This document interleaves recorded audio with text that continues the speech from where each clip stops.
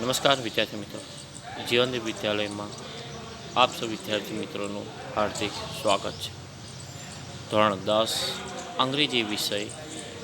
આજે આપણે સરસ મજાની શોર્ટ નોટ વિષય ભણવા જઈ રહ્યા છે, ટૂંક નોટ ભણવા જઈ રહ્યા છે, જે પહેલા યુનિટની છે. પહેલા યુનિટમાં પણ આપણે અલગ અલગ 3 ભાગ હતા. તાજનગરના ટ્રેક હતા, સીતાપુર ડિસ્ટ્રિક્ટનું લાઇટનો પ્રોબ્લેમ જે હતો, અને ત્રીજું પલક્કડ ડિસ્ટ્રિક્ટ લાઇબ્રેરી એટલે કે જિલ્લો, ડિસ્ટ્રિક્ટ એટલે કે જિલ્લો, લાઇબ્રેરી એટલે કે પુસ્તકાલય, જે પલક્કડ જે જગ્યા છે ત્યાં આગળ આવેલી હતી, એના વિશે સરસ મજાની જે શોર્ટ નોટ છે એ ભણવા જઈ રહ્યા છે, જે પરીક્ષાની દ્રષ્ટિએ ખૂબ જ આઈએમપી એવું કહેવામાં આવે છે. તો ચાલો વિદ્યાર્થી મિત્રો આપણે એને શીખીએ, ભણીએ.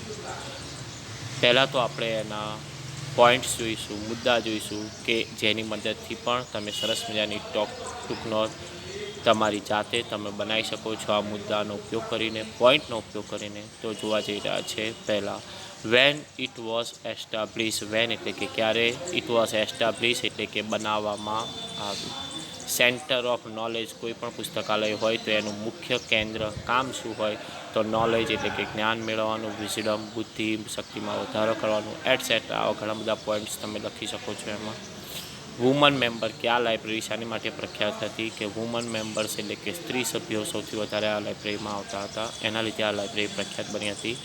વુમન્સ યુનિટ એટલે લાઇબ્રેરીવાળાએ એનો અલગ યુનિટ એટલે કે વિભાગ ગોઠવી આપ્યો, બનાવી આપ્યો, જેમાં વુમન એમ્પાવરમેન્ટ એટલે કે સ્ત્રીઓનો વિકાસ થાય. એક્ટિવિટી લાઇક ફિલ્મ સ્ક્રીનિંગ, એમાં અલગ અલગ એક્ટિવિટીઓ શરૂ કરવામાં આવી હતી, લાઇક ફિલ્મ સ્ક્રીનિંગ એટલે કે ફિલ્મ ઉદ્યોગ, પિક્ચર ઉદ્યોગ. વર્કશોપ એટલે કે કંઈ કામ કરવાની નવી ટેકનિકો પદ્ધતિઓ શીખવાડવાનું, કારખાનું એક જાતનું કહી શકીએ.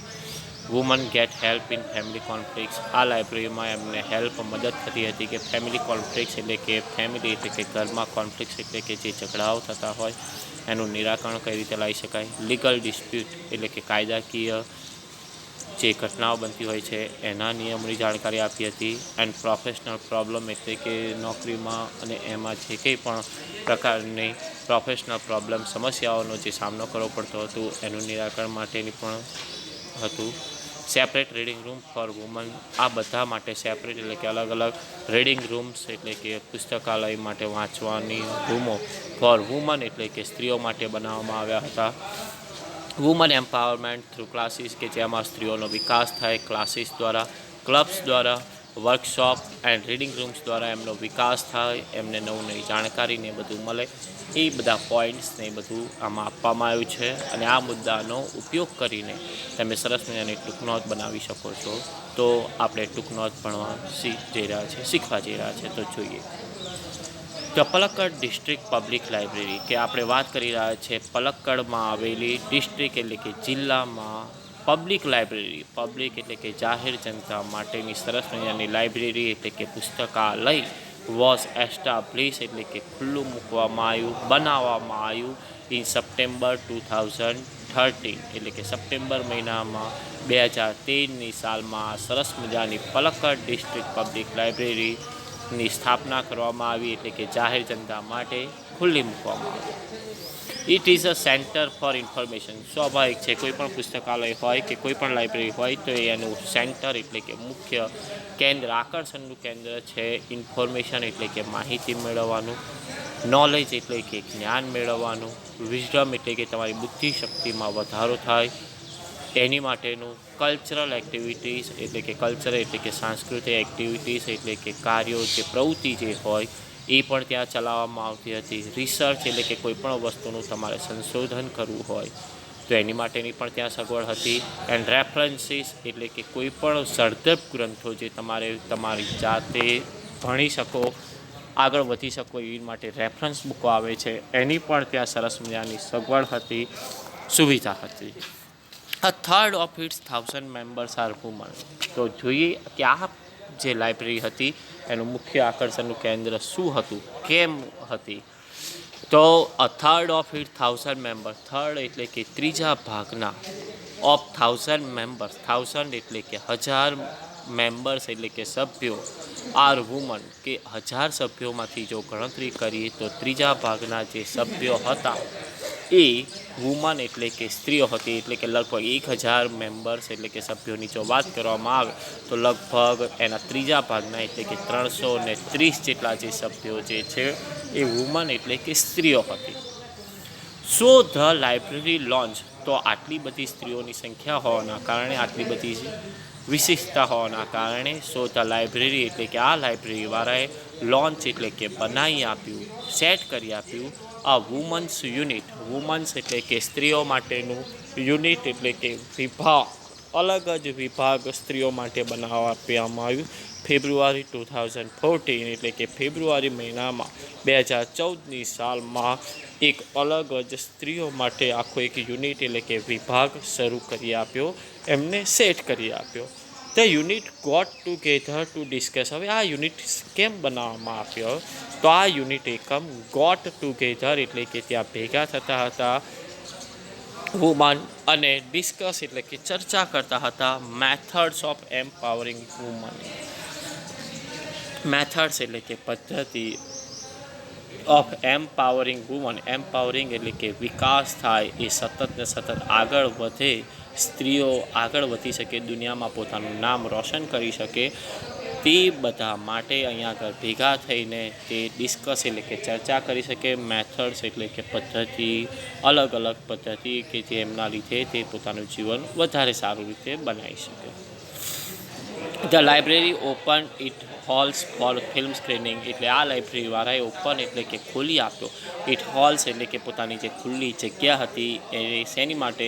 ફિલ્મ સ્ક્રીનિંગ એટલે કે કોઈને ફિલ્મમાં રસ હોય, એ પિક્ચરો કે એમાં જે કંઈ પણ ભાગ લેવો હોય તેની માટેની પ્રેક્ટિસ પણ ત્યાં કરી આપવામાં આવી, કે જ્યાં આગળ ફિલ્મ સ્ક્રીનિંગનો પણ એમને સ્કોપ આપવામાં આવે છે. વર્કશોપ એટલે કે કોઈ પણ વસ્તુની ત્યાં આગળ સરસ મજાની પ્રવૃત્તિ કરાવી શકે, કે એ લોકોએ ત્યાંથી માહિતગાર થાય, એટલે એક જાતનું કાર્યરત થઈ શકે એવી પ્રવૃત્તિ પણ ત્યાં કરાવવામાં આવતા હતા. કે શેની માટેના વર્કશોપ ખોલી આપવામાં આવ્યા હતા? Home economics. હોમ એટલે કે ઘરમાં વપરાતી, ઇકોનોમિક્સ એટલે કે વસ્તુઓ, કે ઘરમાં અલગ અલગ પ્રકારની, ધારો કે અથાણા બનાવવા, પાપડ બનાવવા, ચોરાફળી, મઠિયા કે આસન બનાવવા, કે બીજી ઘણી બધી જે વસ્તુઓ જે છે ઘરમાં વપરાતી વસ્તુઓને કઈ રીતે વધારે સારી રીતે બનાવી શકાય એનું પણ ત્યાં માર્ગદર્શન આપવામાં આવ્યું હતું. ગાર્ડનિંગ એટલે કે બાગાયતી કામ કઈ રીતે કરવું એની પણ ત્યાં સરસ મજાની સમજણ આપવામાં આવે છે.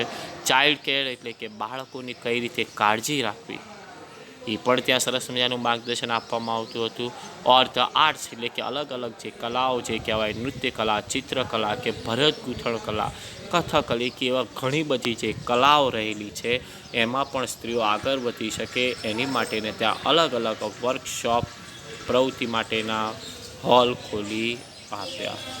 The woman also gate help in managing family conflict. એટલું જ નહીં કે ત્યાં આગળ સ્ત્રીઓને હેલ્પ એટલે કે મદદ મળી રહે ઇન મેનેજિંગ એટલે કે શેમાં?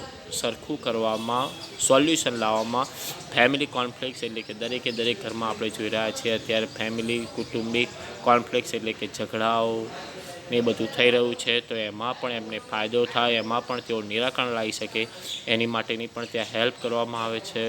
Legal dispute. લીગલ ડિસ્પ્યુટ એટલે કે કાયદાકીય જે કાર્યવાહી છે, કાયદાને લગતા, કોર્ટને લગતા જે કેસો છે એમાં પણ જે એમને સમજણ પડે કે તે પોતાનું સ્ટેપ આગળ વધારી શકે એની પણ ત્યાં માહિતી આપવામાં આવતી હતી.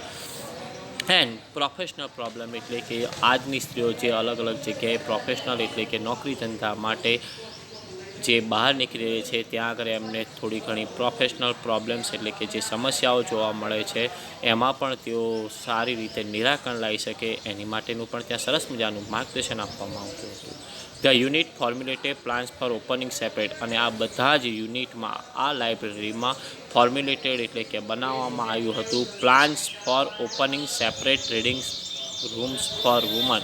એટલે કે ત્યાંની સ્ત્રીઓ જે છે પુરુષ જાતિથી કે એમનાથી શરમ ના લાગે, સંકોચ ના અનુભવે એટલા માટે એમને અલગ અલગ સેપરેટ રીડિંગ રૂમ્સ એટલે કે વાંચવા માટેના રૂમો ખોલી આપ્યા હતા, જેના લીધે ઇટેન કરે જ એટલે કે તેમને પ્રોત્સાહન મળે, આગળ વધી શકે, વુમન એમ્પાવરમેન્ટ એટલે કે પોતાનો વિકાસ કરી શકે થ્રુ ક્લાસીસ એટલે કે આવા ક્લાસીસ દ્વારા, વર્ગો દ્વારા, ક્લબ્સ દ્વારા, વર્કશોપ દ્વારા એન્ડ રીડિંગ રૂમ્સ દ્વારા સ્ત્રીઓ પોતાનો વિકાસ સારી રીતે કરી શકે એટલા માટે ત્યાં અલગ અલગ આવી સરસ મજાની માહિતી આપવામાં આવતી હતી. તો સરસ મજાની આ પલક્કડ ડિસ્ટ્રિક્ટ લાઇબ્રેરી વિશે જોયું. ફરી એક વખત રીડ કરી લઈએ કે Palakkad district public library was established in September 2013. It is a center for information, knowledge, wisdom, cultural activities, research and references. A third of its 1,000 members are women. So the library launched a women's unit in February 2014.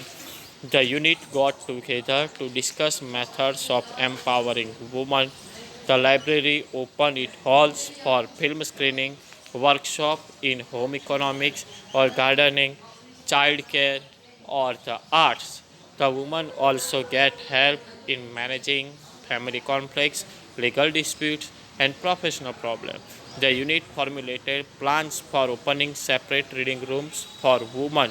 It encourages women empowerment through classes, clubs, workshops and reading rooms. ત્યાં સરસ મજાની આપણે ટૂંકનો જે શીખ્યા Palakkad district library એને તમારે તમારી નોટબુકમાં 2 times એટલે કે 2 વખત લખવાની છે અને આને મોઢે કરવાની છે કે બોર્ડની પરીક્ષામાં ખૂબ જ ઉપયોગી આઈએમપી કહી શકાય તેવી ટૂંકનો છે. તો ધ્યાન રાખી તમે આને મોઢે કરશો, સમજશો. ઓકે, આજના દિવસમાં આજે આપણે આટલું જોઈ રહ્યા છે. હવે પછીના નેક્સ્ટ લેક્ચરમાં આવી જ બીજી કંઈ શોર્ટ નોટ કે ગ્રામરનો પોઈન્ટ જોઈશું. ત્યાં સુધી ગુડ બાય.